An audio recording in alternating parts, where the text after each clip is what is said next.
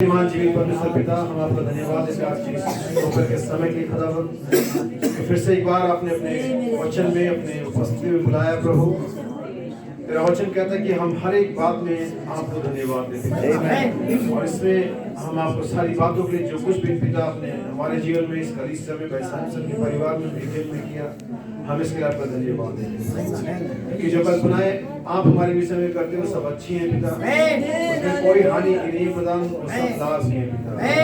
यीशु मसीह मैं सभा को, मैं सैमसन को, उनके परिवार को, बेटी को, कलीसिया को तेरे हाथ में प्रभु, और इस परिवार के यीशु मसीह के नाम में तसल्ली और इत्मीनान मांगता हूं।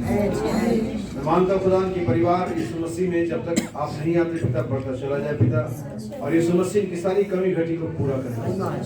प्रार्थना करता हूं हमारी उस बहन के लिए पिता, बहन निर्मला के लिए पिता, जो आज इस पृथ्वी पर यहाँ इस अय्याम में नहीं है प्रभु इस मसीह आप, मैं जानता हूँ कि आपके पास है प्रभु, आप उस बहन को अपनी उपस्थिति में बनाए रखें और खुदावन होने पाए कि वो जब हम उठाए जाए तो हमें लेने के लिए आ सके। प्रभु यीशु मसीह सभा को अपने आप को, अपने आत्मा प्राण को अपने हाथों देते हुए, सारा टेक चार्ज आपके हाथों देते हुए और मानते हुए पिता कि आज दोपहर हमसे आप बात करें। प्रार्थना यीशु मसीह के नाम में मांगता हूं, आमीन। रोमियो की पत्री 6 अध्याय 7 वचन पढ़िए।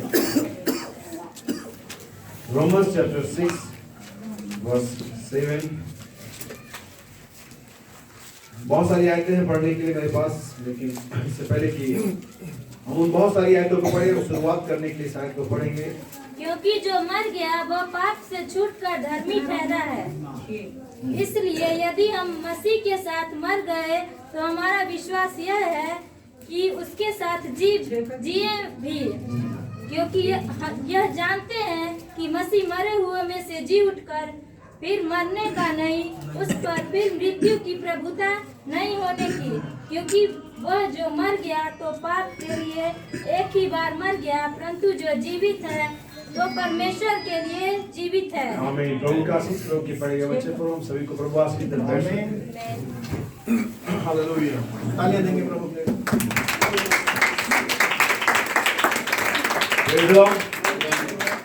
के नाम में सभी को जय मसीह की। सबसे पहले मैं अपने परिवार और कलीसिया की तरफ से भाई सैमसन के परिवार की अपनी संवेदना व्यक्त करते हैं और मैं प्रार्थना करते हैं कि प्रभु इस भाई को, उसके परिवार को असली इत्मीनान दे। बहुत सारी बातें कही गई, बहुत सारी बातें सुनी गई और मैं भी कुछ और बातें करूंगा और हो सकता है कि इसमें से 90% बातें आप पहले से जानते हो और आपने सुना हो, लेकिन इससे कोई फर्क नहीं पड़ता है कितनी बार किया जाता है। मैं आपको एक एग्जांपल देता हूँ, इससे इसी के साथ में आगे बढ़ सकता हूँ क्योंकि मेरे पास एग्जांपल्स के अलावा कुछ है नहीं कि मैं पढ़ा लिखा व्यक्ति नहीं हूँ। लेकिन एक बात याद रखें कि जो मृत्यु है वो इस बात में बाइफरकेट नहीं करती, अलगाव नहीं करती कि कौन पढ़ा लिखा है और कौन अनपढ़ है, कौन अमीर है और कौन गरीब है, कौन सुंदर है और कौन बदसूरत है। मृत्यु सिर्फ एक बात जानती है, उसने आना है। उम्र को भी नहीं देखती कि वो 10 साल में आ जाएगी, 15 में आ जाएगी, जवानी में आ जाएगी और बुढ़ापे में आ जाएगी और जन्मते ही आ जाएगी। मृत्यु को एक बात, एक कमीशन दिया गया है, काम दिया कि जा और मार। लेकिन इससे पहले कि हम मृत्यु के बारे में बात करें, हम जरूरी है जाने की मृत्यु है क्यों। क्या वो मृत्यु जिसे कुछ दिन पहले हमारी बहन चली गई या यहाँ जितने भी लोग बैठे, अगर प्रभु आपके आने में देर होता में से हर एक को उसका स्वाद चखना ही पड़ेगा। आमीन आमीन। आपको डरा नहीं रहा, लेकिन काश कि आप डरे। डरना चाहिए, डरना जरूरी है। जैसा कहते हैं डरना जरूरी है, डरना चाहिए। लोग कहते हैं डरने की जरूरत नहीं है, लेकिन नहीं मेरे भाई, वो गलत कहते हैं। बाइबल ऐसा नहीं कहती कि डरना नहीं चाहिए, लेकिन किससे डरना चाहिए और किससे नहीं डरना चाहिए आपको जानना होगा। इससे पहले मैं आगे बढ़ूं, बाइबल की बात करूंगा। जैसा मैंने कहा 90% बातें पहले से जानते होंगे, लेकिन उन्हीं बातों को दोहराऊंगा, उन्हीं बातों को रिपीट करेंगे। आप जो लोग घर परिवार वाले के पास बीवी बच्चे हैं, वे हर रोज स्कूल फीस के बारे में चर्चा करते हैं, हर रोज साग सब्जी के बारे में चर्चा करते हैं, हर रोज पैसे के बारे में चर्चा करते हैं, हर रोज वो उन तमाम उन रोज की बातों पर रोज चर्चा करते। घर में होती है ना, हर एक घर में होती है वही चर्चा रोज होती है, लेकिन किसी दिन वो चर्चा हंस के होती है और किसी दिन वो चर्चा लड़ाई में होती है और नहीं होती। एक्सपीरियंस से तो बताओ, मेरे साथ तो होती है, हमारे घर में होती है। आपके घर में नहीं होती तो आप बड़े वर्ग नहीं, हमारे नहीं होती। ऐसा कुछ भी नहीं, सबके यहाँ होती है, सबके यहाँ होती है। लेकिन कभी कभी वही चर्चा हंस के होती है, उत्साह में होती है, कभी कभी वही चर्चा क्लेशबाजी में होती है, लड़ाई झगड़े में होती है, डांट फटकार में होती है, लेकिन होती है। ऐसे ही हम वही बाइबल की बातें करेंगे जो हम हमेशा से करते आए, जो हर फ्यूनरल सर्विस में, हर कैंडलेस मीटिंग में हम करते आएंगे, हम फिर वही बातें करेंगे। अब आप पर डिपेंड करता है इसे आप कैसे लेते हो। आप इसे अविश्वास में लेते हो, आप इसे मजाक में लेते हो, या आप इसे सीरियसली लेते हो, यह आपके ऊपर डिपेंड करता है। यह आपके ऊपर निर्भर करता है कि आप इसे कैसे लेंगे। मेरे भाई, अब इससे पहले मैं आगे बढ़ूं, हमने बाइबल की एक आयत पढ़ी जहां पर बाइबल का और एक बार मर गया। अगर मैं आपको पुराने नियम से नए नियम तक का हिस्ट्री याद दिलाऊं तो बाइबल के अंदर पुराने नियम में कई लोग मर के जी उठे, कई लोग जिंदा हुए। आमीन। की बेटी जिंदा हुई, हम सभी जानते हैं, या नहीं हुई वो जिंदा। और बहुत सारे लोग जो मरे हुए थे वे जीवित किए गए। यहाँ तक कि यीशु मसीह जब आता जीवन में अपने समय में आता, लाजर को जीवित किया, याईर की बेटी को जीवित किया गया। पौलुस ने उस तबीता नाम की लड़की को जीवित किया। वो लड़का जो अटारी से गिर गया था उसे जीवित किया गया। लेकिन क्या आप जानते हैं लोग आज मरे हुए हैं? क्योंकि ये लोग जीवित हुए और फिर मर गए। लेकिन मेरी बात मुझे सिखाती है, प्रकाशिका का किताब कहता है कि देख मैं मर गया था लेकिन अब युगान युग जीविता हूं। यानी कि आप मर के जी उठ सकते हैं, लेकिन आप युगान युग जिंदा फिर भी हो सकता है कि ना रहे। लेकिन सिर्फ एक मात्र वन एंड ओनली पर्सन दुनिया में ऐसा हुआ, एग्जिस्ट करता है, जो एक बार मरा था और अब तक जीवित है। आज भी जीवित है, उसी यीशु मसीह जो आज भी क्या है, जी उठने को लाजर भी जी उठा, लेकिन आज भी जीवित नहीं है। जी उठने को वो सुलेमान का बेटा भी जी उठा, वो जी उठने को तबीता भी जी उठी, जी उठने को वो नाइन नाम शहर में जो अर्थी पड़ जाता वो भी जी उठा था। जी उठने को भाई ब्रैनम ने भी कई मुर्दे जीवित किए, लेकिन आज भी वे जीवित नहीं है। कि यीशु मसीह जो आज से लगभग 2019 साल पहले मर गया था, लेकिन आज भी जीवित है। आज 30 नवंबर 2021 में भी वो जीवित है, और वही हमारी आशा का लंगर है। हमारी होप वहीं पर एंकर करे हुए हैं। अगर वो जीवित है जो सब मसीह में है, वो जीवित है। हालेलुया। इससे पहले कि आप इस मीटिंग को छोड़ दो, इससे पहले मेमोरियल सर्विस हो जाए, खाना खाओ, घर जाओ, आप तय करके जाना क्या मसीह में है। क्योंकि बाइबल के अंदर बहुत सारी चीजें हैं जिन्हें हम पढ़ेंगे। हमने बाइबल का एक आयत पढ़ा जो 6-7 में लिखा हुआ, जो मर गया वो पाप से छूट गया। मैं आपको कहना चाहता हूँ फिजिकली स्पिरिचुअली दोनों पर फिट बैठता है। फिजिकली स्पिरिचुअली आत्मिक तौर से और शारीरिक तौर से दोनों पर फिट बैठता है। अब उस बहन के पास पाप करने का कोई अवसर नहीं है। अब वो हमारी तरह अप्स एंड डाउन्स में नहीं जाएगी। अब उसको कोई प्रलोभन नहीं होगा, अब उसको कोई शैतान अटैक नहीं कर पाएगा, अब मृत्यु उस पर वार नहीं करेगा, अब उसके मन में कभी लालच या कोई चीज नहीं आएगी। लेकिन मैं आपको बताना चाहता हूँ, जो जीवित है ना, आप परेशानी में हैं, आपके साथ समस्या है। अब भाई आपके भाई लोग आपके मेरे साथ भी है। अगर प्रभु हमारी सहायता ना करे तो हम सबके साथ हैं, क्योंकि जब मर गया वो पाप से छूट गया, आत्मिक से भी और शारीरिक से भी। तो हम यहाँ पर ये एक कॉमन चीज देखते हैं कि मरना जरूरी है। आपको ये मरना ही है, चाहे शारीरिक तौर से चाहे आत्मिक तौर से, ताकि आप पाप से, अगर आप शारीरिक तौर से जीवित हैं तो आपके पास पाप करने के अवसर है, गिरने के अवसर है, अविश्वास करने के अवसर है। लेकिन अगर आप मर जाते हैं, जैसे फॉर एग्जांपल हमारे भाई ब्रैनम ने, हमारे नबी ने समझाया, बहुत सारे लोग नहीं जानते, इसलिए मैं बार बार ऐसी जगहों पर भाई ब्रैनम का या नबी नहीं कहता, क्योंकि लोग ऑलमोस्ट लोग जानते नहीं है। फिर उनके दिमाग में मीटिंग के बाद पता नहीं 20 मिनट में क्या कह रहे थे, तो मैं नहीं चाहता कि आप कंफ्यूज हो। अगर आप लोग जीवित, अगर मैं आपको गाली दूं तो आपको आप रिएक्शन तो दोगे, कुछ तो कहोगे कि यार बड़ा बदतमीज आदमी। हो सकता है पलट के मुझे गाली ना दो, तो कम से कम इतना तो कहोगे बड़ा बदतमीज आदमी है। अगर इससे बढ़ करके मैं 2 थप्पड़ 2 घूंसे मारूं तब भी आप कुछ ना कुछ तो रिएक्शन दोगे, भले आप ना मारो बदले में, लेकिन आपकी आंखें तो लाल होगी, गुस्से का चेहरा तो बनेगा, थोड़ा उदास तो हो ही जाएंगे। मतलब एक रिएक्शन आएगा, एक कुछ ऐसा होगा जिससे पता चलेगा आप जीवित हैं। लेकिन अगर यही काम एक मरे हुए के साथ किया जाए, नो रिएक्शन, कोई प्रत्युत्तर नहीं है। क्यों? यही जो मर गया वो पाप से छूट करके धर्मी ठहरा। अगर आप मसीह में मर गए हैं तो आप पर इन सारी चीजों का कोई आप रिएक्शन ही नहीं करेंगे।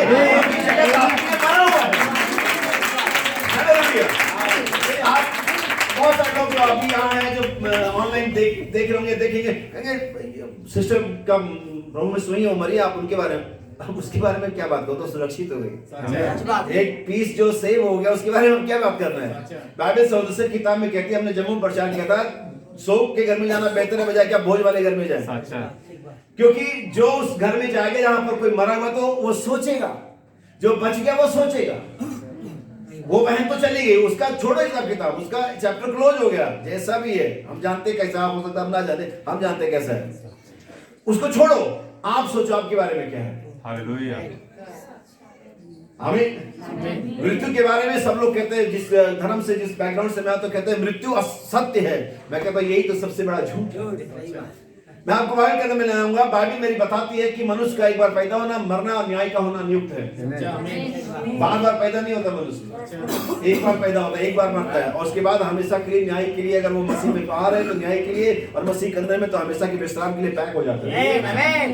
लेकिन अगर आप जो मसीहत को नहीं जानते, बाइबल को नहीं जानते, तो अभी मैं आपको समझाने की कोशिश करूंगा कि आप जाने कि वास्तव में मृत्यु क्या असर डालती है। मृत्यु का नाम सुन करके मुझे समय नहीं कि मैं आपको जोक सुनाऊं, लेकिन ये जोक की बात नहीं, सिर्फ समझने के आपको समझाऊंगा कि लोग कहते मैं नहीं डरता। बहुत से लोग कहते हैं मैं मरने से नहीं डरता। जब सामने आती है ना तो दांतों के नीचे से पसीना आ जाता है। कहां से आता है? कभी सोचा? वहां तो हमेशा गीला ही रहता है। आप जो यीशु मसीह को नहीं जानते हो छोड़ो, जो जानते हैं उनको बताना चाहूंगा, जब उस पर आई थी ना तो उसके ही पसीने छूट गए। अगर आप बाइबल को पढ़ेंगे तो ऐसा ही लिखा वो व्याकुल हो गया, तो उसकी अगर उसमें बीपी नापी जाती तो 200 से ऊपर निकलती। कहता मैं व्याकुल हूं, क्यों? मृत्यु उस नेक्स्ट इवनिंग, नेक्स्ट आफ्टरनून उसको मरना था। तो यीशु मसीह व्याकुल हो गया था, यीशु मसीह के पसीने छूट गए थे। बाइबल ऐसा ही कहती है। एक लकड़हारा था जो जंगल में लकड़ी काटता था, उसके लड़के जो थे वैसे ही बेकार, जैसे आप जानते हैं आजकल के बच्चे हैं, बस फोन में उनका जिंदगी है, उनको लगता है इससे बाहर कुछ नहीं है। लेकिन जैसा एक कवि ने कहा कि आपके पास कितना भी इंटरनेट हो जाए, मीडिया हो जाए, तो जो रोटी खाने वाली गूगल से डाउनलोड कभी नहीं होगी। आप फोटो डाउनलोड कर सकते हो, लेकिन रोटी डाउनलोड उसकी मेहनत करना पड़ेगा। तो उसके लड़के से बेकार आवारागर लड़के थे, पत्नी भी जाने देती थी, मतलब ले दे करके उसकी जिंदगी बिल्कुल बेकार थी। और हर समय वो लकड़ी काटता था, हर समय एक ही डायलॉग कहता था, इससे बढ़िया तो मैं मर जाता। क्या? इससे बढ़िया तो अक्सर हम लोग इस वाक्य को बोलते होंगे। कितने लोग कभी बोल चुके इस वाक्य को? कोई शर्म नहीं, हम लोग एक साथ बातचीत कर। तो अक्सर कहता था, हर बार एक जब कुल्हाड़ा मारता था लकड़ी पर, जब उसको गट्ठर बांधता था, सर पे लेता था, बेचता था, ग्राहक कभी आया कभी देर में आया, इससे बढ़िया तो मैं मर जाता। और हमेशा मरने की दुआ करता था, मरने की कल्पना करता था। और एक दिन ऐसे लकड़ी काट कर गट्ठर बना के आ रहा था जंगल से, और यही बातें कह रहा था। बीवी के बारे में सोचता, बीवी बात नहीं करती, बीवी खाना नहीं देती, बच्चे कमाते नहीं है, और कोई पूछता नहीं है, पड़ोस वाले भी ऐसे है। और चलते चलते क्या इससे बढ़िया तो मैं मर जाता। अचानक पता नहीं क्या हुआ, क्या जमीन ऊंची नीची कुछ नहीं, ठोकर लगी और गिर गया। लकड़ी का गट्ठर उधर गिरा, उधर चलो गिर गया तो बोला थोड़ा आराम ही कर लेता हूँ। फिर उसने पानी की बोतल निकाली, पानी वानी पी, और फिर वही डायलॉग, इससे बढ़िया तो मर ही जाता। जाने अनजाने मौत का फरिश्ता उधर से गुजर रहा था। अब जैसे आप बहुत से लोग यमदूत कहते होंगे, तो मौत का फरिश्ता उधर से गुजर रहा था। उसने कहा अच्छा सर आप याद कर रहे मुझे? वो एकदम हाजिर हुआ। अब उसका रूप भयानक, आंखों से ज्वाला निकल रही है। मैंने कहा मैं आपको लेने आ गया। आप कौन? मैं डेथ एंजल, मौत का फरिश्ता हूं। और आप अभी सुना, मैं किसी के लिए जा रहा था, लेकिन अभी आपका सुना मैंने कि आप कहते इससे बढ़िया तो मैं मर जाता। मैंने कहा चलो साथ साथ आपको भी नहीं चलता। नहीं सर ऐसी कोई बात नहीं, वो लकड़ी का बात नहीं तो अच्छी बात है। हो सकता है अभी हंस रहे हो, अभी हंसी आ रही है, लेकिन जब ये आती है तो हंसी नहीं आती। आदमी हर चीज बेच करके, हर व्यक्ति के घुटने पर गिर करके दुआ करता काश मैं बच जाऊं, जबकि ये निश्चित है, वो जानता कि फिर भी मरेगा। जीवन कितना बहुमूल्य, जीवन कितना प्रेशियस है, उसका मूल्य वही जानता जो जीवित है। हालेलुया। इसे याद रखिए, जो जीवन परमेश्वर ने हमें दिया है बहुत ही महत्वपूर्ण है। इसके एक पल को जिए, एंजॉय करें और देखें कि किस लिए जी रहे हैं आप। जैसा हमने बाइबल के अंदर पढ़ा, मैं चाहता हूं कोई एक जना अपनी बाइबल निकाले, जल्दी मेरे साथ पढ़ सके। जहां हमने पढ़ा था वहीं से वापस जाएंगे और फिर से पढ़ेंगे, और फिर मैं आपको लेकर के जाऊंगा। और मैं सोचता हूं कि अगर आप मेरे साथ कनेक्ट हो गए तो आधा घंटा और 1 घंटा भी निकल जाएगा और आपको कोई फर्क नहीं पड़ेगा। आइए पढ़े रोमियो 6 उसका 7 वचन से। क्योंकि जो मर गया मैं पाप से छूटकर धर्मी ठीक है ठहरा। भाई विक्रम, आप लगातार इसे पढ़ते रहे। जो मर गया वो पाप से छूट करके, और ना ये बात दोनों चीज पर लागू होती है, आत्मिक और शारीरिक दोनों पर लागू होती है। क्या विश्वास करते हैं इसका? इसलिए अपने मरने के बारे में सोचे। अगर आप वैसे नहीं मरना चाहते तो मेरे पास दूसरा ऑप्शन है, यीशु मसीह में मरने का ऑप्शन है और पाप से छूटने का ऑप्शन है। दुनिया में कोई धर्म का ऐसा रचयिता या उसका फाउंडर, निर्माता नहीं हुआ जिसने ये कहा हो कि मैं तुम्हारे साथ रहूंगा इन फ्यूचर। हमारे जिस धर्म में मैं था उसमें 365 करोड़ होते थे। पता नहीं अभी कितने बच्चे, मुझे नहीं मालूम, हो सकता उतने हो अभी कभी, या कुछ बढ़ गए भी बच्चे, मुझे नहीं मालूम। लेकिन जितने जब मैं छोड़ गया तो 365 करोड़ थे या 33 करोड़। उनमें से एक ने भी नहीं कहा कि मैं तुम्हारे साथ 2021 में भी रहूंगा। वो कॉस्ट्यूम कहां से लाएंगे हम? वो पहनावा जो लोग पहनते हैं कहां से लाएंगे? लेकिन हमारे प्रभु यीशु मसीह ने कहा तुम्हारे साथ रहूंगा। उनमें से किसी ने नहीं कहा जो काम मैं करता हूं तुम भी करोगे। लेकिन हमारे प्रभु यीशु मसीह का जो काम मैं करता हूं तुम भी करोगे। कभी भी कोई बड़ा व्यक्ति, कोई जमींदार, कोई महान व्यक्ति नहीं चाहता कि आप भी उसके जैसा करें, क्योंकि उसको अपनी इज्जत, मैंने जिस धर्म से आया उसमें अक्सर ऋषि मुनि तपस्या करते थे, तपस्या नीचे होती थी और ऊपर सिंहासन किसी और कहीं जाता था। बोले ये भी हमारे बराबर तो नहीं हो जाएगा कहीं। और यीशु मसीह आए इसलिए ताकि हम उसके बराबर हो। यीशु मसीह आए इसलिए ताकि हम उसके बराबर हो। उसने हमारी जगह ली ताकि हम उसका जगह ले सके। जो मर गया वो पाप से छूट करके धर्मी ठहरा। सुनिए बाइबल आगे क्या कहती है। इसलिए यदि हम मसीह के साथ मर गए, किसके साथ? मसीह के साथ। लेकिन आज हम मर रहे हैं दुनिया के साथ, फैशन के साथ, पैसे के लिए, दुनिया तमाम चीज हम मर रहे हैं। वो विधवा स्त्री 2 एक लकड़ियां बन रही थी, किसके लिए मालूम है आपको? मरने के लिए। उसको मालूम था कि अगले दिन मरना, फिर भी ऐसे घर में नहीं बैठ गई, चलो अगले दिन तो मरना, अभी आराम कर लेती हूँ। ये अकाट्य सच ये है कि हम सभी जानते हैं कि मरना है, फिर भी हम कोई चैन आराम से बैठता नहीं घर में, तो मरना ही है। लेकिन जो हम कर सकते हम करते हैं, इसके बावजूद कि जानते हैं कि हमें मरना है। ये मृत्यु का भय इतना अंदर तक समा गया लोगों के अंदर, या ये कहेंगे आज के दिन में, इस जनरेशन में, कि लोग डरते ही नहीं।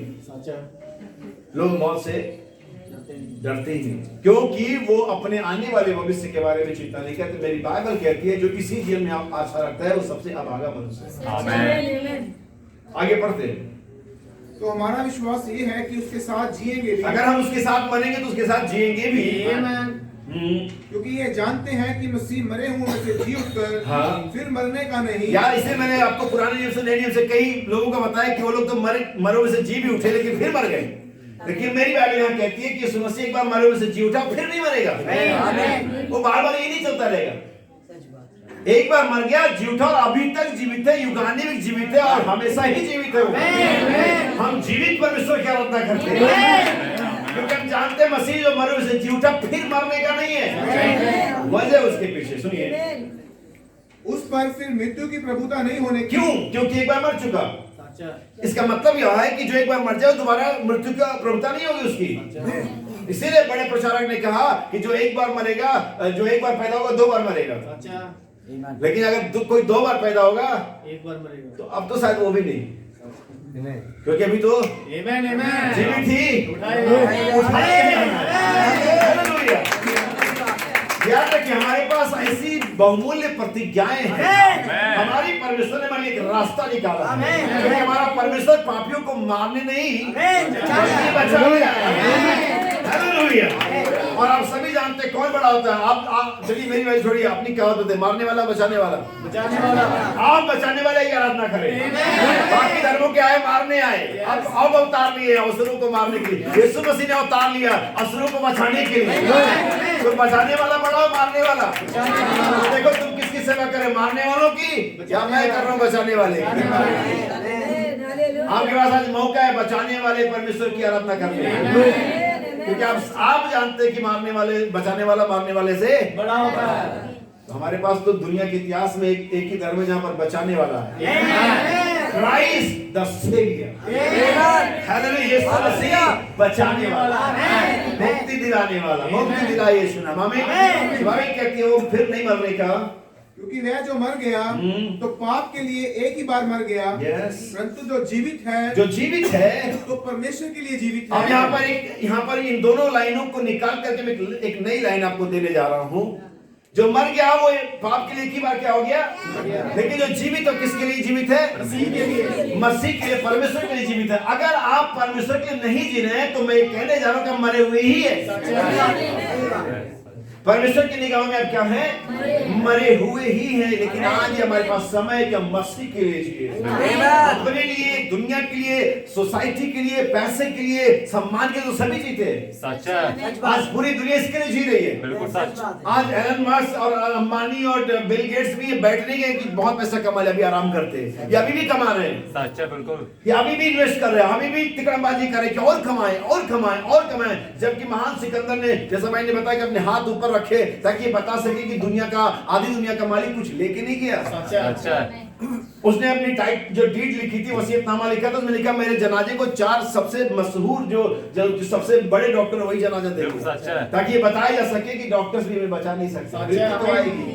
लेकिन इससे पहले ये आए, हमारे पास इसका इंतजाम होना चाहिए। जब पहला लॉकडाउन आया था हमारे पास कोई इंतजाम नहीं था। ओके, हम जो जहां था वहीं कैद हो गया। लेकिन अभी लॉकडाउन आएगा तो सभी के पास इंतजाम होगा, क्योंकि अभी सभी सचेत हो गए। आ सकता है तो 4 दिन का, 1 महीने का रखो, सिलेंडर एक जो एक्स्ट्रा भर के रखो, मोबाइल चार्ज करके रखो, तेल का कनस्तर भरो, आटे का कनस्तर भरो, क्योंकि अभी हमें क्या हुआ, मालूम हो गया कि अब ये हो सकता है। अगर आज इस दोपहर में आपको मालूम हो जाए कि कल शाम आप नहीं देखने वाले हैं और हो सकता है कि कल शाम आप मर जाए, तो आपको अभी इंतजाम कर लेना चाहिए, सिक्योरिटी ले लेनी चाहिए कि क्या आप सिक्योर है, क्या आपके पास आनंद सुरक्षा है, क्या आप मृत्यु से पार हो सकते हैं। उस मृत्यु की छाया की वादी में कौन आपके साथ होगा। जैसा मैंने जम्मू बताया, मैं फिर से रिपीट करता हूँ, भजनकार कहता है साल नंबर 23 में, जब मैं मृत्यु की छाया की वादी में होके जाऊंगा तो भी मैं हानि से ना डरूंगा।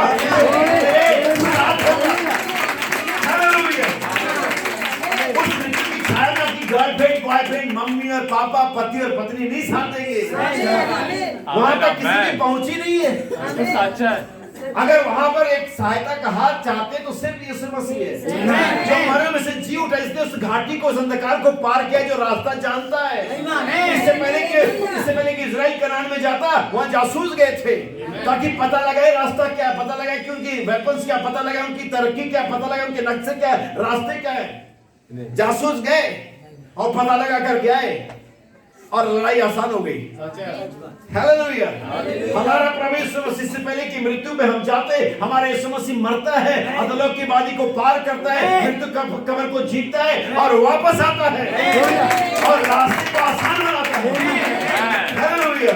इस समय बता रहे थे, मुझे वास्तव में इस बात को याद करता हूँ, लगभग आज से लगभग 1.5 साल हो गए होंगे, मुझे नहीं मालूम। मैं पटियाला में शादी में था, भाई सतीश यहाँ पर है, और शादी में बहुत सारे भाई विक्रम वगैरह सारे लोग थे, और हम शादी में थे, और सिर्फ हम बहन को देखने के लिए यहाँ पर आए ताकि हम बहन निर्मला के लिए प्रार्थना कर सके, भाई सैमसन से मिल सके। और हमने यहाँ तक सफर किया। वो बहन उस समय बिल्कुल कोमा या बेसुध वाली अवस्था थी, उस समय ऐसी कंडीशन थी, फिर भी हमने हमारा काम प्रार्थना करना, हमने प्रार्थना करी, और दिन ब दिन वो बहन की हालत सुधरती चली गई। और जब मैं आखिरी बार यहाँ जम्मू लुधियाना आखिरी बार जब आया था, वो बहन के साथ मेरा बहुत बढ़िया बातचीत रहा। वो मेरे बच्चों के बारे में, मेरी पत्नी के बारे में पूछ रही थी, बिल्कुल सही मेमोरी थी उनकी। और मैंने कहा प्रभु का धन्यवाद, वो सब ठीक हो गया। मैं आपको बताना चाहता हूँ, इससे पहले कि शैतान के तमाम बातों के पीछे, ब्लेम के पीछे कोई प्रभु का जन जाए, परमेश्वर से पहले पूरा चंगा कर सके, ताकि आप ये कह सके ये ठीक हो गई थी, फिर क्यों ऐसा हुआ,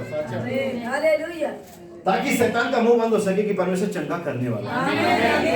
मैं आपके लिए बाइबल की कुछ आयतें पढ़ता हूँ, और ये उत्पत्ति मिलेगा, थोड़ा लंबा हो सकता है, लेकिन मैं आपको वर्ष दूंगा तो थोड़ा छोटा हो जाएगा।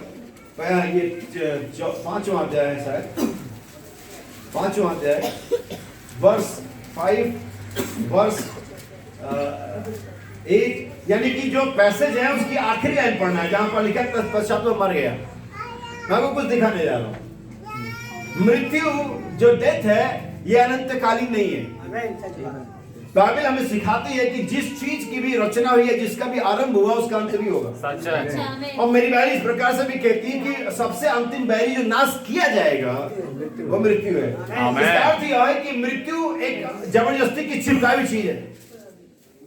हम ऐसे भी कह सकते हैं कि मृत्यु हमारे अवज्ञा का, हमारे डिसोबीडिएंट की वजह से मृत्यु हमें पनिशमेंट के तौर पे मिली। ये परमेश्वर की ओर से नहीं थी। बाइबल में लिखा है जब परमेश्वर किसी को जीवन देता है उसमें मृत्यु नहीं मिलाता है।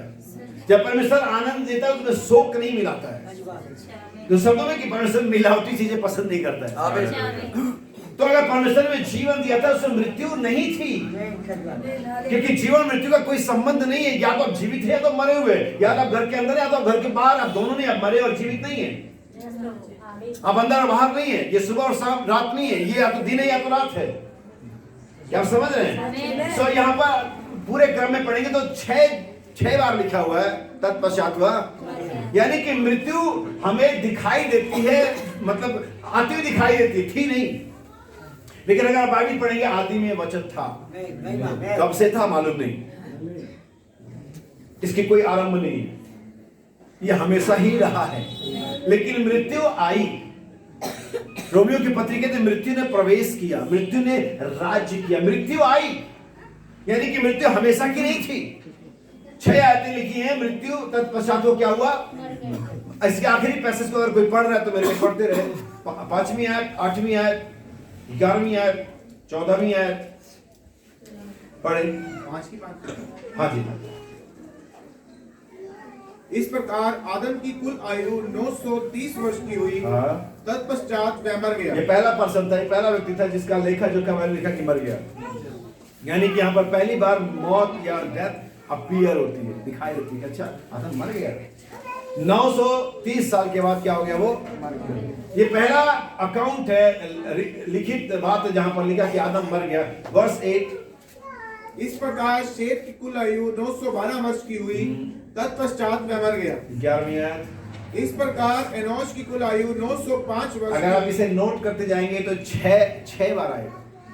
लास्ट वन पढ़ते 20।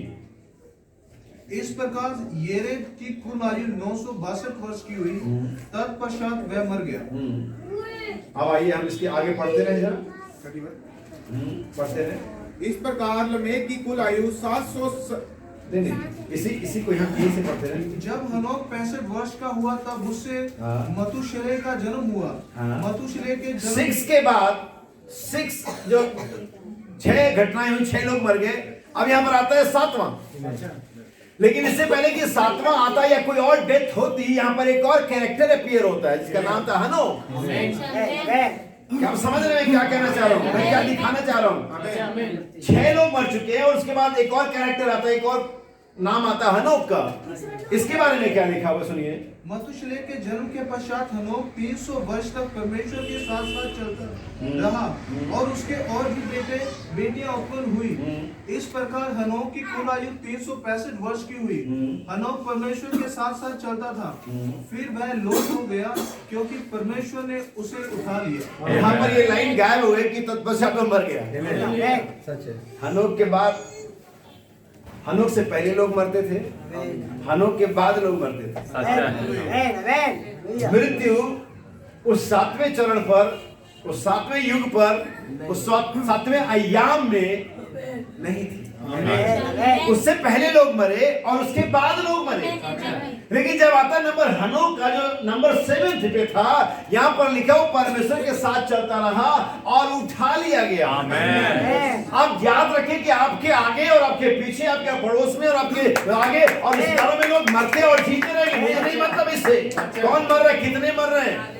मरने तो जिसको जो मर रहा है, आगे और पीछे और ऊपर नीचे दाएं और बाएं लोग मरते रहेंगे। लेकिन जो मेरा नंबर है, जो मेरा जो कार्य, वो क्या है, परमेश्वर के साथ चलना। और जो परमेश्वर के साथ चलता रहेगा वो नहीं मरेगा, उसका दुनिया पता नहीं लगा पाएगी।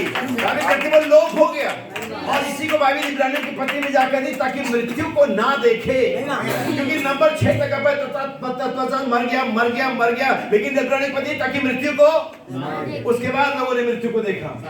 यानी कि वे लोग जो परमेश्वर के साथ चल रहे हैं, वे लोग जो सोसाइटी के साथ चल रहे हैं, संस्था के साथ चल रहे हैं, धर्म के साथ चल रहे हैं, धार्मिकता के साथ चल रहे हैं, वे नहीं। लेकिन वे लोग जो परमेश्वर के साथ चल रहे हैं, क्योंकि 7वें युग में था। हम जानते हैं हम यीशु मसीह 7वें कलीसिया काल के अंदर में है। यही वजह कि 7वां हमेशा महत्वपूर्ण है। परमेश्वर आदम को बनाने के बाद खुश था और यीशु मसीह 7वां था। आपके 7वां था? Yes sir. अगर हम मुख्य भविष्यवक्ताओं की सूची बनाएंगे जो मूसा से शुरू होगी तब वो 7वें नंबर पर आएगी। वैसे बहुत सारे भविष्यवक्ता, लेकिन अगर मेजर प्रॉफिट्स की लिस्ट बनाएंगे यीशु मसीह 7वां था। अगर आप इस एलिया की लिस्ट बनाएंगे पुराने नबियों से आदम से लेकर के, तो एलिया 7वां था। क्या आपको याद है यीशु मसीह ने जब बाइबल को पढ़ा, यशायाह ने भी किताब पढ़ा, उसने 2 नबियों का नाम लिया, एलिया और एलीशा। क्या आपको लगता है कि पुराने नियम से बढ़कर कोई नबी नहीं थे? बहुत सारे थे। और इत्तेफाक की बात, मजे की बात यही नहीं कि उसने एलिया और एलीशा, मजे की बात है कि जिन 2 कैरेक्टर जो चंगे उनका भी नाम लिया, वो भी बड़े अजीबोगरीब थे और वे दोनों अन्य जाति थे। एक सारपत की विधवा थी और एक सीरिया का कमांडर या मेजर जनरल नामान था।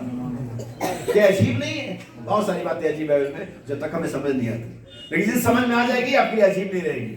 ये वजह कि बहुत सारे लोगों के लिए 7 महीने अजीब है, बहुत सारे लोगों के लिए परमेश्वर के लोगों की मृत्यु या परमेश्वर के दास के परिवार में मृत्यु हुई, बड़ा अच्छा ये कैसे मर गए, क्यों? हमें क्या मरना नहीं था? मरा तो यीशु मसीह भी था, लेकिन मृत्यु उस पर बहुत देर तक कब्जा जमाए नहीं रख पाई। मृत्यु के बंधन धीरे धीरे ढीले होने लगे, क्योंकि यीशु मसीह जीवन का राजकुमार था। जीवन का राजकुमार होने के नाते, उसके पुनरुत्थान का बीज का नियम होने के नाते मृत्यु उस पर कब्जा में आई तो सही, कब्जा नहीं जमा पाई। कहते धर्मी में बहुत सी पत्तियां तो पड़ती हैं, लेकिन उनमें से वो विजय पाता है। क्या यीशु ने कहा वो घर जो चट्टान में बना है, क्या यीशु ने कहा उस पर टक्कर नहीं लगी? क्या यीशु ने ये कहा कि उस पर आनियां नहीं आई? जैसा उस बालू वाले घर के साथ हुआ, वैसा उस घर के साथ भी जो चट्टान में बना हुआ था। लेकिन अच्छी बात ये थी कि जो घर चट्टान में बना था वो कायम रहा, वो बना रहा, क्योंकि वो चट्टान में बना था। परेशानियां, दुख, मुसीबतें, मृत्यु हम पर भी आती है, लेकिन ये हम पर काबिज नहीं रह सकते। अंतिम तो नहीं फूकते, जैसे तो नहीं फूकी जाएगी, मृत्यु के बंधन ढीले हो जाएंगे, हम फिर रह जाएंगे। नहीं, मैं जब बरिया सर्विस करता हूँ, जब मैं दफना जाने की सभा करता हूँ, तब मैं 2 अनाउंसमेंट 2 तरीके से करता हूँ। मैं कहता हूँ वे लोग जिनका नया जन्म नहीं हुआ है, वे लोग जिन्होंने बपतिस्मा नहीं लिया है, इस व्यक्ति को आखिरी बार देख ले। क्या कहता हूँ मैं? वे जिनका नया जन्म नहीं हुआ है, जिन्होंने बपतिस्मा नहीं, जिसने यीशु मसीह को एक्सेप्ट नहीं किया है, वे लोग इसे आखिरी बार देख ले। लेकिन जिनका ये सब कुछ हो गया, डोंट वरी, हम दोबारा मिलने जा रहे हैं। हालेलुया, हम दोबारा मिलने जा रहे हैं, क्योंकि हम आखिरी बार नहीं देखेंगे। अगर आप उत्पत्ति किताब 24 अध्याय से लेकर के मैं आपको बताऊं 23 अध्याय, 24 अध्याय, 25 अध्याय, 47 अध्याय, 29 अध्याय, 50 अध्याय पढ़ेंगे। जब सारा मरी थी, बाइबल कहती है कि अब्राहम ने एक जगह खरीदी, जो अब्राहम के किसी घराने का व्यक्ति था, और वो व्यक्ति ऐसे ही देना चाहता था। नहीं, आप तो हमारे बीच में बड़े सम्मानित रिस्पेक्टेबल पर्सन है, मगर हमारा तो बड़ा अच्छा खासा टर्म्स है, हम आपसे पैसे नहीं ले सकते।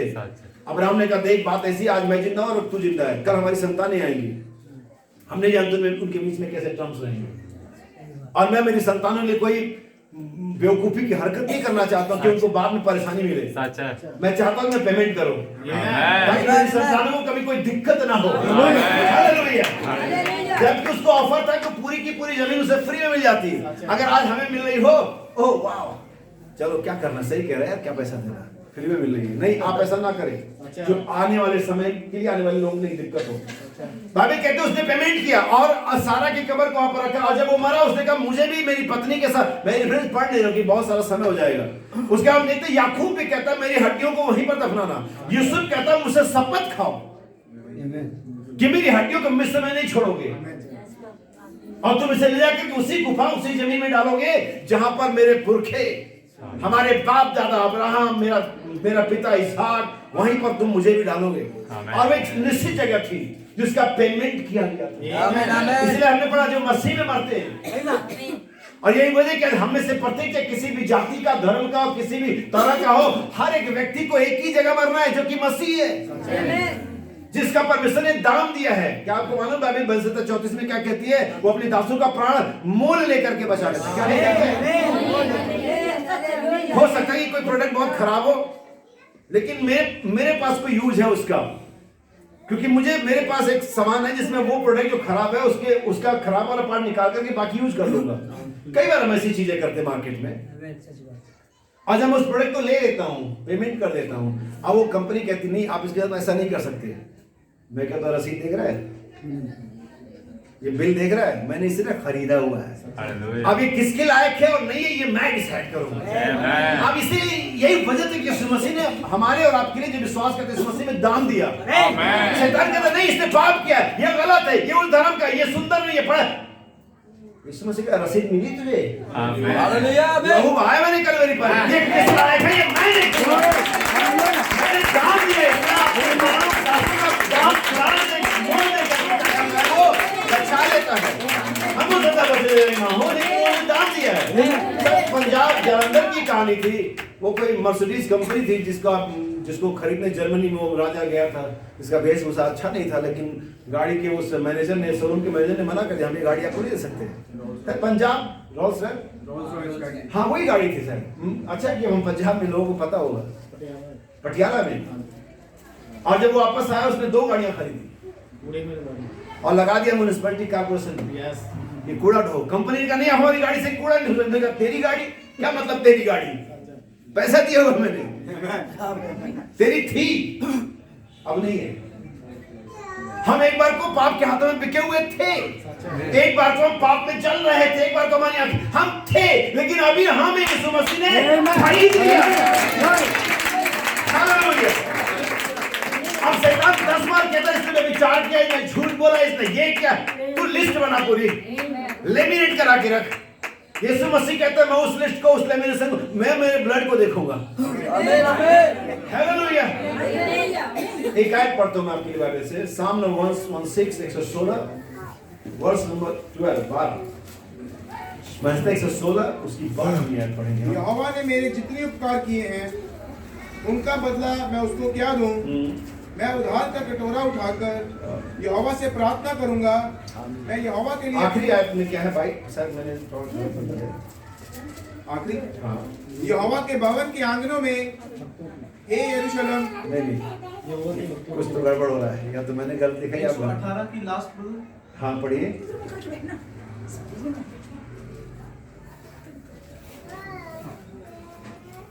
यहोवा का धन्यवाद करो। नहीं, यहोवा के भक्तों की मृत्यु यस ये यहोवा के भक्तों की मृत्यु उसकी दृष्टि में अनमोल है। किसकी दृष्टि में? उसकी।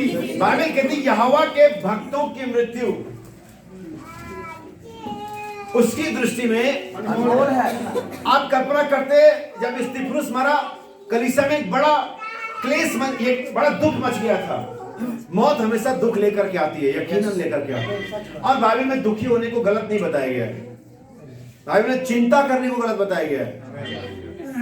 तो बहुत सारी बार आप समझ रहे कि दुख क्या है, चिंता क्या है। दुख अलग चीज है, चिंता अलग चीज है। बाइबल में कमांडमेंट है, जैसे तू चोरी नहीं करना, वैसे कमांडमेंट चिंता नहीं करना। और हम जाने कितने लोग आए दिन इस कमांडमेंट को तोड़ते हैं, चिंता करते हैं। चिंता करके तुम में से कौन अपनी आयु में एक घड़ी?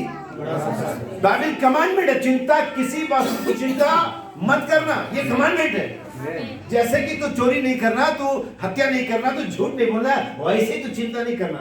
लेकिन भाई नहीं कि दुखी नहीं होना, ताकि जो दुखी हो यानी दुखी हो सकते हो, प्रार्थना करें। आमीन। क्या मेरी बात समझ रहे हैं? सो जब स्तिफनुस मरा तो कलीसिया में बड़ा हाहाकार मच गया, लोग रो रहे थे। आप ये यकीन करते कि ठीक वही कलीसिया, वही लोग जैसे आज हम प्रचार के जैसे हम विश्वास करते वे भी करते थे, बल्कि वो हमसे ज्यादा स्टैंडर्ड था उनका। जैसा मैं जानता हूं कि स्तिफनुस हमेशा के लिए खत्म नहीं हुआ, स्तिफनुस डिस्ट्रॉय नहीं हो गया, स्तिफनुस थोड़ी देर डिसअपीयर हो गया, फिर एक दिन मिल जाएगा। इसके बावजूद रो रहे थे, किस लिए? ताकि वो उनके साथ जो संगति थी वो टूट गई। सच्चा, बिल्कुल। और हम सभी जानते हैं कि स्तिफनुस एक परमेश्वर का संत था, एक सेवक था। यहाँ इंग्लिश में क्या? Servants of God. परमेश्वर के सेवकों की मृत्यु परमेश्वर की दृष्टि में क्या है? अनमोल है। लेकिन आलोचकों के दृष्टि में एक अच्छा मैटर मिल जाता उनको। अच्छा भाई दास मर गया, कैसे मरा? ये तो तुम्हारी दृष्टि है, और तुम्हारी दृष्टि का परवाह कौन करता है? आलोचकों की दृष्टि की परवाह कौन करता है कि तुम क्या सोचते हो, तुम्हारा ओपिनियन क्या है? अच्छा, हम तो देखते कि परमेश्वर का ओपिनियन क्या है, परमेश्वर इसे कैसे देखता है। भाई सैमसन की वाइफ, सेवक की पत्नी मर गई, कुछ तो गड़बड़ किया होगा। अय्यूब को भी ये कह रहे थे, सच्चा, याद कर, कहीं तो कुछ प्रॉब्लम है, कहीं तो कुछ गड़बड़ किया तूने। सच्चा, बिल्कुल। अय्यूब ने कहा नहीं, मुझे सब याद आ रहा है। इवन तो मैंने एक ऐसी बलि भी चढ़ाई थी जो भूल चूक लेनी देनी की होती है।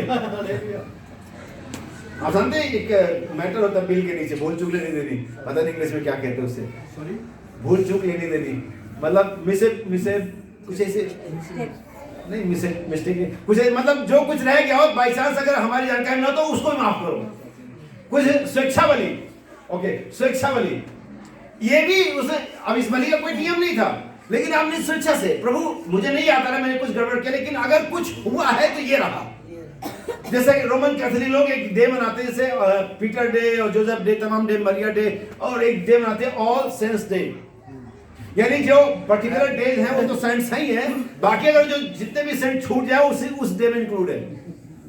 ये तुम्हारे लिए ऑल सेंट्स मिसलेनियस, भूल चूक लेनी देनी, मिसलेनियस भूल चूक लेनी देनी, तो ये सारे ऐसे ही यहां पर है। लेकिन मेरी बाइबल कहती है परमेश्वर के सेवकों की, भक्तों की जो मृत्यु है, मृत्यु, मैं कल्पना कर रहा हूं या आश्चर्यचकित हो रहा हूं कि अगर मृत्यु इतनी अनमोल है तो जीवन कितना अनमोल होगा। आमीन आमीन। अगर मेरी मृत्यु, अगर परमेश्वर के सेवकों की मृत्यु उसकी दृष्टि में प्रेशियस है, अनमोल है, तो मैं ये सोच रहा हूं और मैं सोच करके हैरान हो रहा हूं फिर मेरा जीवन कितना अनमोल होगा। आपको जान करके आपकी आंखें आश्चर्यचकित होगी, एक व्यक्ति के लिए परमेश्वर पूरे राष्ट्र को डांटता है। कितने के लिए? एक व्यक्ति के लिए, एक व्यक्ति के लिए पूरे राष्ट्र को डांटा, राजाओं को धमकी देता है, एक व्यक्ति के लिए।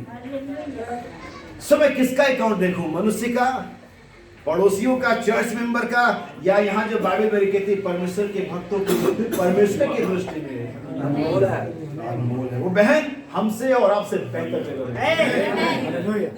हमारे पास, मैं नहीं गारंटी दे सकती मैं रैप्चर में जाऊंगा, हो सकता है कि मैं ना जाऊं, मैं भविष्य नहीं जानता। आप जानते हैं हम रोते क्यों हैं, आज ये भाई परेशान क्यों, मैं जानता हूं अगर मेरे साथ मैं परेशान होगा क्योंकि मैं कल नहीं देख पा रहा हूं। मैं ये नहीं देख पा रहा हूं कि कल आने वाले 2022 में वो बहन और किसी बड़ी बीमारी से ग्रस्त होती और शायद इस भाई के पास पैसा नहीं होता कि इलाज करा सकता होता, और तब अगर वो मरती फिर क्या होता। मेरा भाई आमोस, मैंने भी अपने भाई को खोया, बहुत सारे लोग यहाँ पर शायद जानते हो, भाई सैमसन जानते हैं। मेरे बड़े भाई आमोस थे, 2004 में उनकी मृत्यु हुई, और जब वो दिल्ली के एम्स अस्पताल में भर्ती थे और रोज लगभग उन दिनों में 4000 रुपए का एक इंजेक्शन होता था जो उनको लगता था, और 2004 में ये पैसा बहुत ज्यादा होता था और हमारे पास बिल्कुल हैसियत नहीं थी कि हम ऐसा कर सकते होते, लेकिन फाइनली हमारे पास आखिरी दिन तक के लिए इंजेक्शन था और डॉक्टर ने कहा था अगर टेम्परेचर बुखार नीचे आता है तो हमारे पास चांस है बच जाएंगे। और लास्ट जब मैं मुलाकात करके आया अस्पताल से घर की तरफ आया तो टेम्परेचर 99, 98 आ गया था, और अगले दिन के बाद हमारे पास इंजेक्शन के पैसे नहीं थे। हम जो प्रधानमंत्री सहायता केंद्र होता है वहां पर अड़ गए। हमने कई सारी चीजें सोची कि हम इसे कर सके, लेकिन हम नहीं कर सके, और हमारे पास एक आश्वासन आया कि भाई ठीक हो रहा है, लेकिन नेक्स्ट मॉर्निंग अगली सुबह 8 बजे फोन आता है कि सीरियस है, आ जाइए। एक्चुअली वो डॉक्टर इस तरह से बोलते हैं कि सीरियस आ जाइए, एक्चुअली वो थे नहीं। तब क्या होता है, हमारे पास पैसा नहीं होता फिर वो मरते। क्या हम अपने आप को दोषी ठहराते कि पैसे ना होने की वजह से हमारा भाई मर गया, पैसे ना होने की वजह से भाई की पत्नी मर गई। आज ये और कोई ये बात नहीं कह सकता। भाई आप प्लीज बाहर बात कर रहे, सबको डिस्टर्ब ना करें। हम ये बात नहीं कह सकते कि पैसा होने की वजह से बहन नहीं रही। हम जानते हैं परमेश्वर की मर्जी है, हमारी दृष्टि क्या है और परमेश्वर की दृष्टि क्या है, ये अलग अलग दृष्टि है। क्योंकि आपकी आंखें एक समय बंधित हैं, एक टाइम पीरियड में देखती हैं, निश्चित चीजों को देखती हैं, इसलिए आप दुखित होते हैं, रोते हैं, परेशान होते हैं। लेकिन परमेश्वर पूरी अनंतता को देखता है, समय की धारा को देखता है। मगर डोंट वरी, मैं सब फिर से ठीक कर देने वाला हूं। परमेश्वर समय के आगे देखता है, मैं कल नहीं देख सकता तो मैं क्या बात करूंगा कि क्या रहता क्या नहीं रहता। इसलिए वो कहता है परमेश्वर के भक्तों की दृष्टि, परमेश्वर के भक्तों की मृत्यु उसके दृष्टि में अनमोल है, क्योंकि आप सिर्फ 1 घंटा भी नहीं देख सकते। वो जानता कि कल क्या होने वाला था, कल क्या वो बहन बैकस्लाइड हो जाती। हमारा नबी कहता है जब परमेश्वर ये देख लेता है कि उसका जन बिछड़ने वाला है या बैकस्लाइड होने वाला है, इससे पहले कोई इनकार कर दे, बैकस्लाइड जाए, उसके जीवन को ले लेता है। इससे पहले वो बैकसाइड हो जाए और हमेशा के अलग हो जाए, क्योंकि डेथ का मतलब टोटल सेपरेशन, हमेशा के लिए क्या हो जाए ना। और परमेश्वर ये नहीं चाहता कि उसके लोग हमेशा के क्या हो जाए। और जब वो देखता है ऐसा हो सकता है, वो आपको जीवन को उठा लेता है। आ जाओ, आ जाओ। मैं ऐसा नहीं होने दूंगा कि तुम कल को अविश्वास में मर जाओ और मैं तुम्हें फिर कभी ना पाऊं। हो सकता है कि आज तुम्हारे परिजन रोएंगे, इनके पास आशा नहीं है, लेकिन वे इनके पास आशा भी नहीं रोएंगे। वो इसलिए रोएंगे कि आज अगर मैं घर से मैं ड्यूटी से लौट के आता तो मेरी पत्नी एक गिलास चाय दे देती मुझे, इसलिए रोएंगे सिर्फ। इसलिए नहीं कि हम नहीं मिलेंगे, ये चीजें याद आएंगी हमें, किसी को भी आती है, लेकिन हम इसलिए नहीं रोएंगे कि हमें कभी नहीं मिलेंगे। हमें मालूम है हमारे पास आशा है, तुम लोगों के सामान निराश होंगे, बस कुछ आशा नहीं है। हमारे पास आशा है, ब्लेस्ड होप है, लिविंग होप है। क्या आपके पास है? अगर आपके पास है तो आप ये जान लीजिए कि यीशु मसीह आपको दोबारा मिलने वाला है, आपके प्रियजन आपको दोबारा मिलने वाले हैं। लेकिन अगर ये नहीं है तो मैं आपसे कहना चाहता हूं यीशु मसीह के अलावा कोई आशा नहीं है। यीशु मसीह मर रहे जगत की एकमात्र आशा है। यीशु मसीह इस बीमार जगत का एकमात्र आशा है। यीशु मसीह जगत में हो रहे जो अप एंड डाउन से आने वाला कोविड-19 आ रहा है, अभी कोविड-21 आ जाएगा, पता नहीं क्या क्या आएगा, उनकी लंबी लिस्ट है। बीमारियों की कितनी भी लंबी लिस्ट आज है और कितनी भी लंबी लिस्ट होने तो चंगा करने वाले का एक ही नाम है। हालेलुया, वो नाम प्रभु यीशु मसीह है। वो नाम हमारे भारत माता का है। कोई नहीं कहता कितनी बीमारियां, कहता लिस्ट बनाते रहो, बीमारियों को जनरेट करते रहो, नामकरण करते रहो, मैं चंगा करता रहूं। हालेलुया, क्योंकि उसका चंगाई का सामर्थ्य बीमारियों से ज्यादा है। आमीन। वो बहन आज प्रभु में सो चुकी है, हमारे बीच में ऐसी देर के अंदर मिली कि उसके पास आपको जान करके आशीर्वाद हमसे बेहतर दे। हो सकता है इस मीटिंग के बाद में और अब हम थके हुए महसूस करें, लेकिन अभी वो थकी हुई नहीं है। आमीन। हो सकता है कल शाम को या शाम को जब सभी लोग चले जाएंगे, भाई अकेले फिर रोएंगे, लेकिन वो रोएगी नहीं। क्यों? क्योंकि उसके पास एक ऐसा जगह, एक ऐसा स्थान, एक ऐसी उपस्थिति परमेश्वर की जहां पर वो जानती है बहुत जल्दी मेरा पति गया है। आमीन। क्या यीशु मसीह उन प्राणों से जो वेदी के नीचे थे, जो चिल्ला रहे थे, जो कह रहे थे हमारा पलटा लेना चाहिए, क्या यीशु मसीह ने सारे समय को देखा नहीं और क्या रुको, थोड़ा रुको। मैं समय की धारा की बात बताता हूं। जब डैनियल को शेरों की मार में डाला गया था, आप जानते हो, भूखे शेर की मार में, शेरों की मार में, और डैनियल कितना बेचारा 60-65 किलो का आदमी, और काफी समय से इधर ही था, साग पात खा रहा था, प्रार्थना जा रहा है तो ज्यादा मांस भी नहीं रहा, फैटी भी नहीं रहा वो। अब सारे शेर एक डैनियल को कितना, लेकिन परमेश्वर जो शेरों का शेर है, जो बम्पर शेर है, अगर तुम लोग एक रात और वेट कर सकते हो, एक और फास्ट कर सकते हो, एक और फास्ट ऑफ नाइट गुजार सकते हो, तो मैं पार्टी कर सकता हूँ। हालेलुया, आमीन। हम एक और उपवास पे रखे रहेंगे। शेरों ने कहा हम एक और उपवास पे रखे रहेंगे, परमेश्वर ने कहा बहुत बढ़िया। अब डैनियल बच गया। आप कहते डैनियल, बाइबल कहती है शेरों का मुंह बंद हो गया। और मैं आपको अगर शेरों के पेजे में डाल दूं मुंह बंद करके, कितने लोग जाना चाहेंगे? कोई नहीं, खाली मुंह ही तो बंद है। 5 किलो तो एक पंजे में निकाल लेते हैं वो, तो मुंह तो इसलिए बनता था कि डैनियल सो सके आराम से, क्योंकि गुर्राते रहते ना वो, क्योंकि डैनियल बहुत प्रार्थना करी थी। जब सोने का अगले दिन आप जानते क्या हुआ? परमेश्वर ने उन डालने वालों के परिवारों को ही बुला लिया। अब पार्टी हुई है। समय की धारा कौन देख रहा है? परमेश्वर। इसलिए कहता है मेरे भक्तों की जो मृत्यु मेरी दृष्टि में, आइए हम परमेश्वर की दृष्टि से देखें। वो बहन कल और परेशानी में जा सकती थी, ये भाई कल और दिक्कत में जा सकता था। हो सकता है कि इसकी वजह से वो बहन बेचैन होती, या बहुत सारे लोग ठोकर खाते, ये भाई का भी मनोबल नीचे आता। उन्होंने कहा ओके, मैं समय को देख रहा हूँ। हालेलुया, समय की धारा हम परमेश्वर की दृष्टि से देखें। अगर आप बाइबल को पढ़ेंगे, उत्पत्ति के अंदर में जाएंगे, बाइबल में लिखा एक लाइन है सिर्फ, और परमेश्वर ने देखा। क्या लिखा हुआ है? परमेश्वर ने देखा। क्या देखा? कि पृथ्वी पर मनुष्य बिगड़ गया। और परमेश्वर ने कहा मनुष्य ने अपनी चाल चल क्या कर लिया है? बदल दिया है। किसने देखा? मैं दोबारा पूछ रहा हूँ, किसने देखा? ये किसकी साइड थी? हालेलुया। मैंने यहाँ बाइबल पढ़ा 116 में, परमेश्वर की दृष्टि में, साइड ऑफ गॉड, परमेश्वर के लेखे जोखे में, परमेश्वर के काउंटेंसी में, परमेश्वर के विचार में, परमेश्वर के प्रोग्राम में। यहां पर समझना आपको, परमेश्वर के भक्तों की मृत्यु अनमोल है, प्रेशियस है। आप रो सकते, आप हाय तो मचा सकते, आप कुछ भी कर सकते। अरे मेरा प्रिय, मेरी पत्नी, मेरे बच्चे, मेरा भाई, मेरे okay, I am side of God देखें। परमेश्वर की दृष्टि को देखेंगे। परमेश्वर ने देखा मनुष्य अपनी चाल से, लेकिन आप जानकर के हैरानी, हमारा बाइबल में कहता है, अगर आप पुराने समय का इतिहास पढ़ेंगे, उस समय का विज्ञान सबसे हायर पोजीशन पर था। उनके पास जो पिरामिड था, उनके पास जो कलर्स थे, उनके पास जो मसाले थे, आज कभी आपके पास नहीं हो सकते। तुम अगर दूसरे साइड पर जाओ, ह्यूमनिस्टिक रिलम पर जाओ, मानव आंखों पर जाओ, तो उस समय का सभ्यता सबसे बढ़िया था, उस समय का विज्ञान सबसे बढ़िया था, उस समय की सिविलाइजेशन सबसे बढ़िया थी। यहाँ पर टू साइड है, परमेश्वर की और दुनिया की, परमेश्वर की और सीमित मानव बुद्धि की, दो साइड है। एक साइड कह रही है बिगड़ गई, दूसरी साइड कह रही है हम सबसे उच्चतम समय में रह रहे हैं। ओ क्या ट्रांसपोर्टेशन है, क्या मोबाइल है, क्या वीडियो कॉलिंग है, क्या पिज्जा और बर्गर है, क्या हवाई जहाज है, क्या हम मंगल, अच्छा कुछ दिन पहले मंगल पे ऑक्सीजन ढूंढ रहे थे। परमेश्वर ने कहा पृथ्वी पर पहले देखो है कि नहीं। अच्छा, अभी कुछ दिन पहले देखा होगा आप लोगों ने, तो मंगल में कहां ढूंढ रहे हो, अपनी पृथ्वी पे ढूंढो पहले। मैं 1 मिनट में तुम्हारा तबाह कर दूंगा खेल तमाशा, भूलते मत रहो कि तुम बहुत बड़े हो।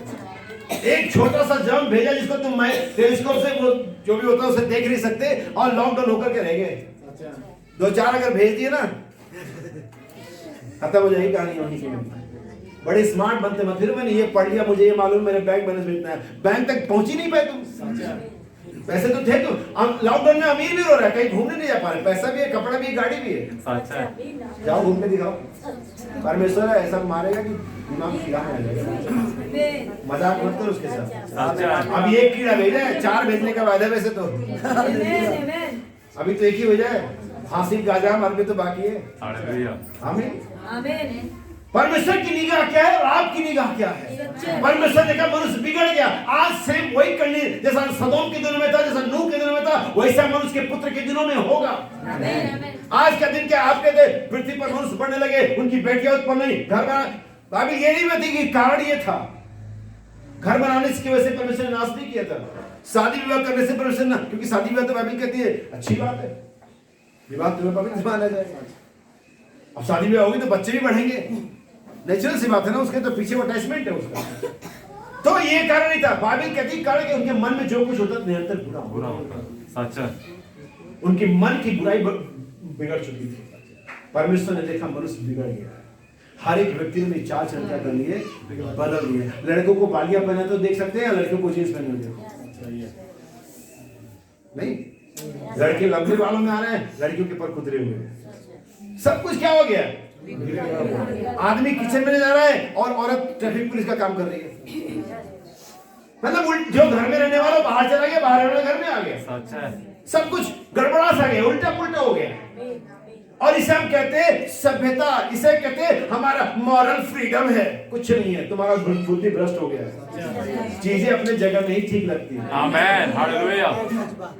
चीजें अपने जगह में ही, आप जगह बदलने की बहुत करते हो ना, सूरज को चांद की तरह चमका दो, चांद को सूरज की तरह चमका दो, फिर देखो क्या होगा। देख लेना करके कभी अगर हो पाए, पहले तो तुम कर भी नहीं पाओगे, लेकिन अगर कभी ऐसा हुआ ना, एक बूंद की तरफ पृथ्वी पिघल जाएगी। जैसे एक ड्रॉप पिघल जाता है ना बर्फ से निकल के एक बूंद, वैसे पृथ्वी पिघल जाएगी। और ऐसा हुआ, परमेश्वर ने देखा मनुष्य क्या हो गया है, बिगड़ गया। किसने देखा? आज आप अब संदेश सुनकर के मत डिसाइड करना, आज आपको दुनिया कैसी लगती है, तो आप नहीं देख रहे, तो फिर ये आपकी आंख नहीं है, परमेश्वर ने देखा। तो फिर दूसरे शब्दों में कि आप नहीं है, परमेश्वर की आंख, परमेश्वर आपकी आंख का इस्तेमाल कर रहा है। हालेलुया, परमेश्वर ने देखा। दुनिया के लोग कहते हैं बहुत बढ़िया, इससे बढ़िया टेक्नोलॉजी कभी हुई नहीं। मैं मेरे बाप से जब पैसे मांगता था आज से लगभग 30 साल पहले, तो मेरा बाप कहता था मशीन लगी है। क्या कहता था? जब आज मेरा बेटा पैसा मांगता है, मैं कहता मशीन लगी, कहता हाँ लगी है, लाओ कार्ड मुझे दो। उसके हिसाब से, मतलब साइड समझा रहा हूँ, टेक्नोलॉजी समझा रहा हूँ, चीज ऐसी बदल गई। मेरे बाप मुझसे कहता मशीन नहीं लगी है, तो मान जाता हमें नहीं लगी है। मेरा बेटा मानता ही नहीं, तो लगी है। ATM machine, any time money, जो भी टिलर जो भी बोलते हो। परमेश्वर ने देखा मनुष्य बिगड़ गया, आप क्या देख रहे हो? आपको अच्छा लग रहा है दुनिया, तो आप परमेश्वर की आप परमेश्वर आप में से नहीं देख रहे हैं। लेकिन आपको लगता है कि लोग बिगड़ चुके हैं, लोगों का मानवता नहीं, मन में जो कुछ होता है निरंतर बुरा होता है, निरंतर बुरा होता है। ये निरंतर कैसे, किस रैंक से, किस रेशियो से बिगड़ा, मैं बताता हूँ। एक स्कूल में फोटो, प्रिंसिपल ने टीचर्स को बुलाया, बोला आईडी बनना है तो बच्चों की फोटो खींचनी है, तो आप बच्चों से 10 रुपए मंगवाए, जबकि उसका कॉन्टेक्ट 5 रुपए हुआ था। जो फोटोग्राफर होता है, आईडी जो कार्ड बनाता है, उसका कॉन्टेक्ट इसमें कितने में हुआ था? 5 रुपए में। टीचर्स को बुलाया, सारी टीचर अपने क्लासरूम में जाएंगी, उन्हें 10 रुपए बनाए। टीचर क्लासरूम में जाती है और बच्चों को बुलाते हैं, आई कार्ड बनने 20 रुपए लाना घर से। कहानी खत्म नहीं, बच्चे घर जाते हैं, मम्मी से कहते हैं मम्मी आई कार्ड बनने 40 रुपए मंगाए। मम्मी भी कहाँ रुक रही है, पापा 100 रुपए मंगवाए। इस तरह से बिगड़ा हुआ है समाज, इस तरह से। हम कहते हैं लोग सही नहीं, नेता ऐसे कर रहे हैं, तुम भी तो 10 रुपए देके अपना काम जल्दी करवा लेते हो, तुम भी तो रेड लाइट दौड़ते हो, तुम भी तो गड़बड़ करते हो। सुधार चाहिए। कैसे हो? मरने से पहले तय करो कि कहाँ जाओ। मैं नहीं कह कि मरेंगे नहीं, हानि तो है बिल्कुल, लेकिन मेरे पास आएगी, ज्यादा देर तक नहीं रहेगी। परमेश्वर ने यीशु मसीह ने मृत्यु का इलाज कर दिया। कहती है मृत्यु दोनों नरक की झील में डाल दिया गया। अगर ये शुरू हुई है, ये खत्म भी होगी। हर एक चीज का शुरुआत हुआ है, ये खत्म भी होगा। जाने से पहले, खाना खाने से पहले, आज शाम का सोने से पहले सोचना, अगर तुम मरे तो तुम्हारा क्या होगा। अगर जानकारी ना हो, पता करना चाहो, तो यहाँ पर मैं भी हूँ, भाई सैमसन है, यहाँ बहुत सारे भाई विक्रम है, भाई दीपक है, बहुत सारे परमेश्वर के सेवक है, ये आपको बता सकते हैं। और ये बातें यूं ही नहीं है। और कोरिन्थियों की पत्री में कहता है, पवित्र शास्त्र के अनुसार हम तुमसे कहते हैं, मसीह मरा और जी उठा। ये बात इन रिटर्न है, ये वर्बली नहीं है, रिटर्न है। जैसे डीड साइन किया था, वसीयत साइन किया था, लिखित आया था कोर्ट का, ये रिटर्न है। इतिहास में दर्ज है, किताबों में दर्ज है, तमाम जगह दर्ज है, आसमानों पर लिखा हुआ है। हर न्यूज़पेपर कहते हैं, आज से 25 साल पहले भाई दीपक हम कहते अंत आ गया, लोग कहते थे, और वो खुद ही नए चैनल चला रहे टीवी पर, अंत आ गया। कहने का मतलब है सच में अंत। ये आपकी सोच से भी ज्यादा है। किसका कब आ जाएगा ये नहीं मालूम, अंत तो आ गया, लेकिन आपका कब आएगा? अपना अपना देखो, सुरक्षित रहो। बहन चली गई, उसका चिंता मत करो, मैं भाई कर रहा ना मैं कर रहा हूँ।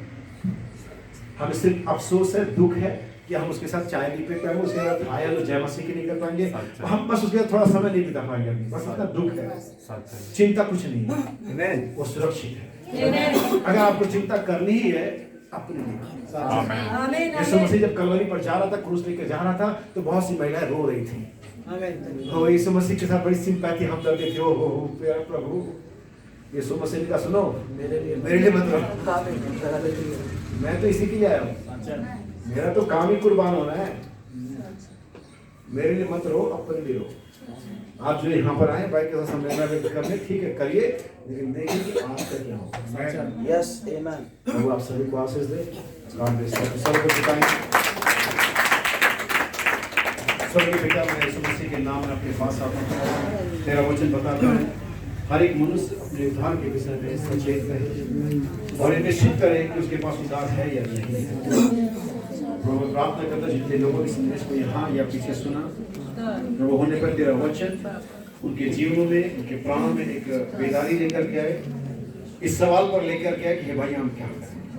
मेरे प्रत्येक भाई बहन को समझ, बुद्धि और पश्चाताप करने का मौका। सैमसन की बेटी परिवार कलीसिया के साथ दुआ यीशु मसीह की।